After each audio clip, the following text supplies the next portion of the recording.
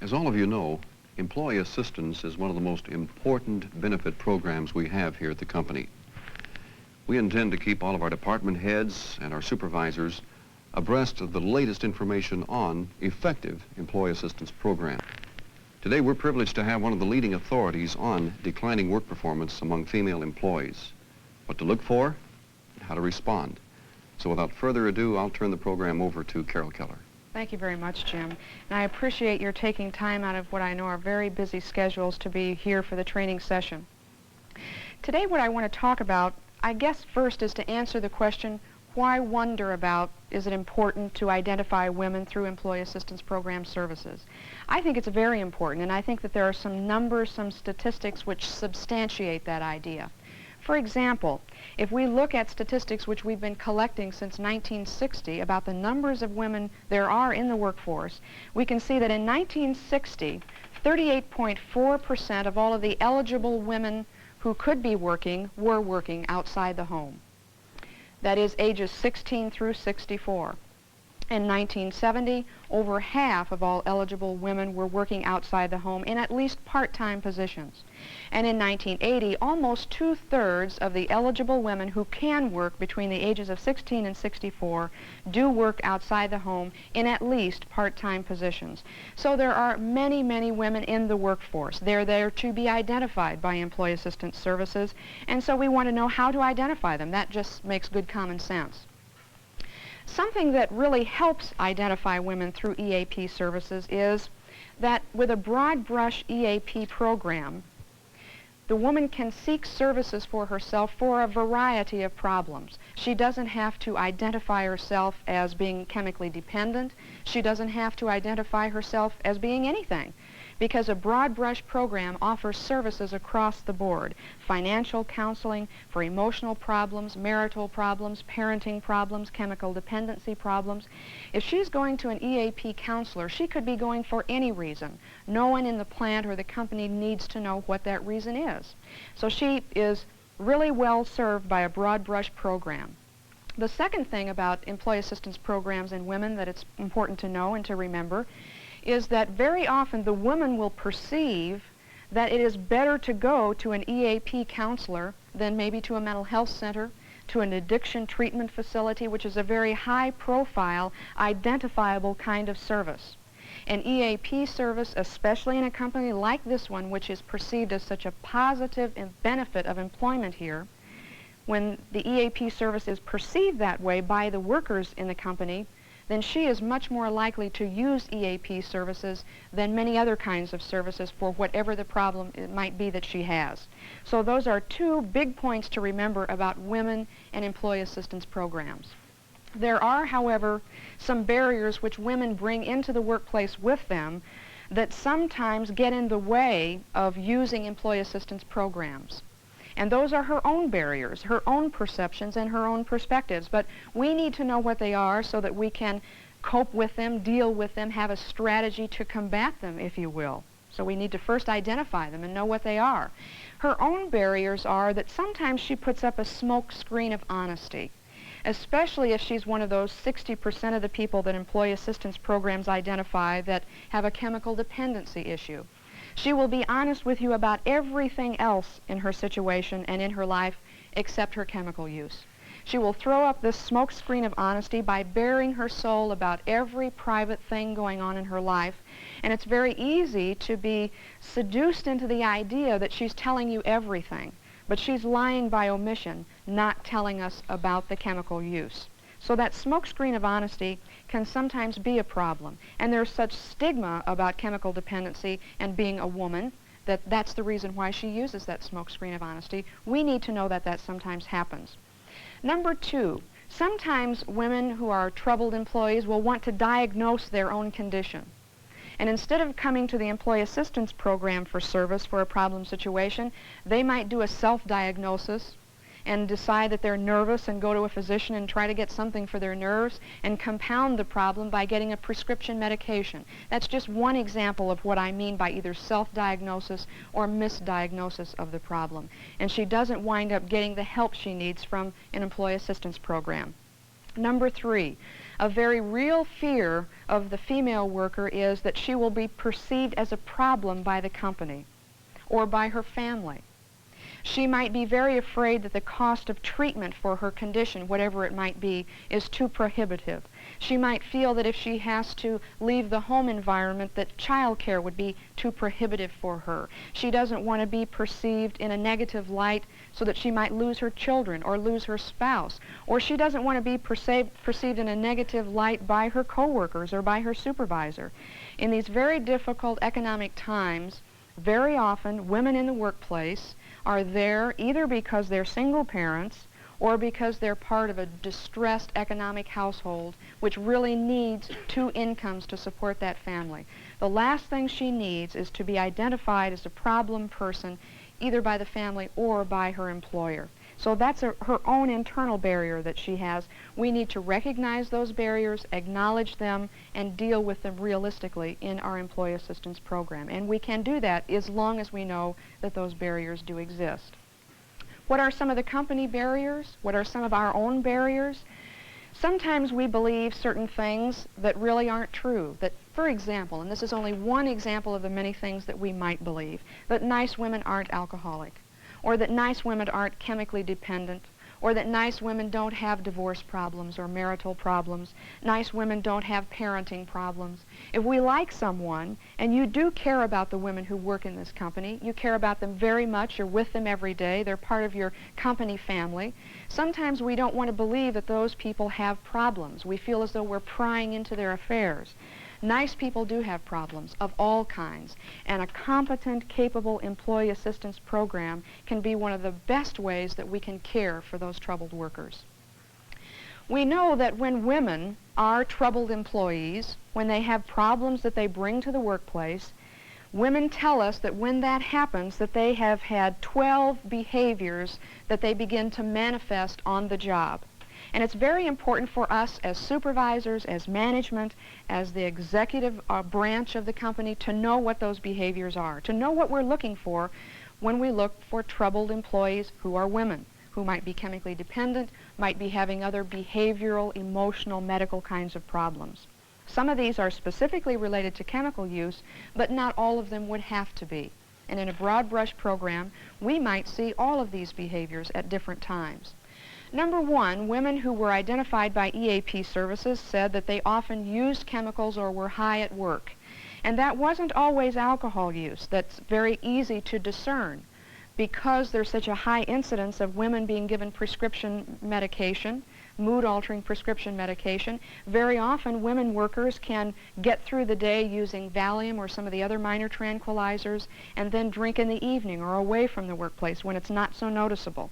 So using and being high at work was something that women who are chemically dependent said they did in the workplace. And we just need to really get over the notion that women don't ever come to work high, because they do. Women who are chemically dependent and were identified by EAP services tell us that they do. Number 2, often women tell us that their discussion at work with coworkers centered around chemical use and alcohol use. They didn't tend to brag or boast about their chemical use. They tended to tell outrageously funny stories about their chemical use. The embarrassing, ridiculous situation that they got themselves into last night, for example. And that's a common kind of communication about chemical use with coworkers in the workplace. A third behavior that we see in the workplace by women who are either chemically dependent or have some other situation, problem situation in the workplace, is lost time at work. Very often, women don't have a spouse that will call up and make excuses, so very often they don't take 2 or 3 or 4 days away from the workplace.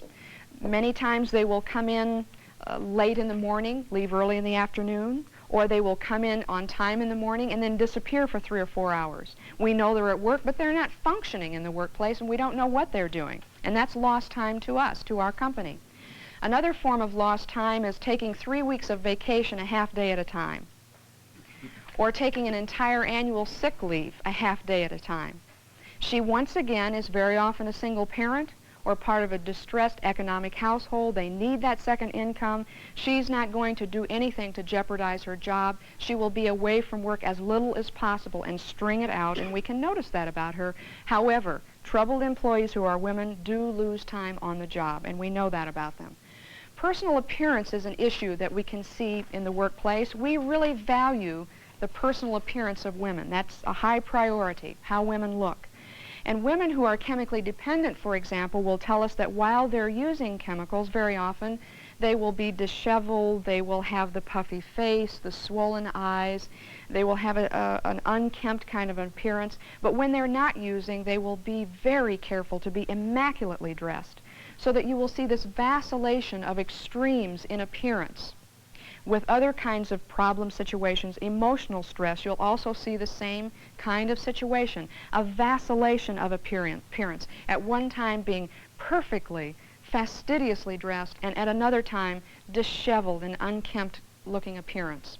Number 5, very often women who were identified in EAP services who are chemically dependent said that a great deal of their socializing centered around alcohol or drug use. And very little of the time did they socialize with workers unless there was alcohol or drug use. Number 6, we see that with troubled employees, the person who used to be the model employee can now begin manifesting delinquent behaviors on the job. And this happens to women who are workers, who have problems in the workplace. And some of these delinquent behaviors are a little bit subtle. They can be things like secretly pilfering office supplies, falsifying documents, falsifying work orders, falsifying time slips, falsifying doctor's excuses, or health care forms, that kind of thing, a much more subtle form of delinquent behavior. And we will see that with the troubled worker who is a woman. We have sporadic poor work performance from women who are troubled employees, chemically dependent women, and women who have other emotional, behavioral, medical kinds of problems. There will be a sporadic nature to the poor performance. They will begin to have less output, less quality to the work, so there is reduced output, reduced quality. And then if we bring it to their attention, if we have documented their deteriorating job performance, and we bring it to their attention and tell them that we want them to upgrade their skills, if we want them to upgrade the job, we will find them swinging over into the opposite direction to number 8, to compulsively good performance. This is a woman who will then compulsively overachieve in the workplace and put out a lot of work, good quality work, for a period of time. And very often that will get us off her track, will get us off her trail that she does have a problem that is a long-standing problem. And she will fool us, so to speak, for a while. And we have to know that when we see that vacillation between sporadic poor performance, temporary overachieving, and compulsively good performance, back to poor performance again, that this is a long-standing pattern of job deterioration that requires referral to EAP services. Number 9, emotional behavior on the job. And this can take all kinds of forms for women. Very often there will be depression, prolonged depression. Very often there will be emotional explosions in the workplace, crying, unexpected outbursts of tears. There will be extreme sensitivity to stress. For example, if there's a time deadline to be met, this woman will sometimes almost become dysfunctional. She becomes very stress sensitive. Those are the kinds of emotional behaviors that we start seeing in the workplace when she is a troubled employee. We also begin to see number 10, social isolation on the job. She doesn't interact very much with the other workers. She wants to be in the outpost office or the outpost plant. She wants to work the graveyard shift. She wants to be the one who has that job that has very little supervision or very little interaction with other workers. If she does interact with other workers, it's usually on a very, very superficial kind of level. She's the kind of woman that you will have known in the workplace for several years and then realize you know hardly anything about her at all because your relationship with her has been so superficial. She has never really connected with you on the job. Number 11, some kinds of chronic problems that begin to be a problem to women employees can have an impact upon their career path, their job selection, their job changes. She might be a woman, for example, who's been promoted several times and then plateaus off and doesn't seem to want any more responsibilities. That's one way in which we can see something happening in the career path. She might want to have the job which has much, much less responsibility, whereas she wanted to have a lot of responsibility. Over a period of time, she relinquishes the need for that, doesn't want it anymore. She might begin to choose jobs away from the workplace that, for example, if she's chemically dependent, she might be the office worker who takes a job as a cocktail waitress in the evening so that she can have proximity to alcohol. Those are just random examples of how long-standing problems that begin to be seen in the workplace can affect job selection, job changes, and her career path. They do affect women in the workplace. The last behavior that we're going to be looking at is the chaotic lifestyle that is manifested especially by chemically dependent women, but by other women who are having other sorts of emotional problems as well. You begin to see more and more bizarre excuses and reasons for not coming to work or for being late to work or for not finishing work. It begins to be as though every soap opera was based on this woman's life. She has more and more bizarre, chaotic things going on in her life. She has marital difficulties, problems with her children, problems with her car, problems with her in-laws, problems with everything in life. And this repeated chaotic nature to her life, this ever-increasing bizarre quality to the excuses that she uses for not being at work begin to show up into a long-standing pattern. Those are the 12 behaviors that we know that women have told us they showed in the workplace when they were troubled employees identified by Employee Assistance Program services. What kind of help do these women need? They need the same kind of help that men get from EAP services. They need to have their job deterioration documented regularly, routinely, and completely. They need to be confronted openly and caringly, of course, about their job decline, but on occasions when it's necessary to do that, it needs to be done. And also, we need to just use the Employee Assistance Program. We need to make referrals to the Employee Assistance Program. Realize she can have problems too. She's not vaccinated against problems because she's a woman. So use those EAP services. They're tailor-made for her. They're free services provided by the company. She's probably already economically distressed. In the EAP service, she will get a comprehensive evaluation. She may have many different kinds of problems, and she can get many different kinds of services because the EAP counselor will know where to find those services that she needs. So the EAP is really a blessing to the female worker, and I hope that you will use it because it really can be a lifeline to your female worker. Thank you for your time today. Thank you. Any questions? A lot of questions. Really.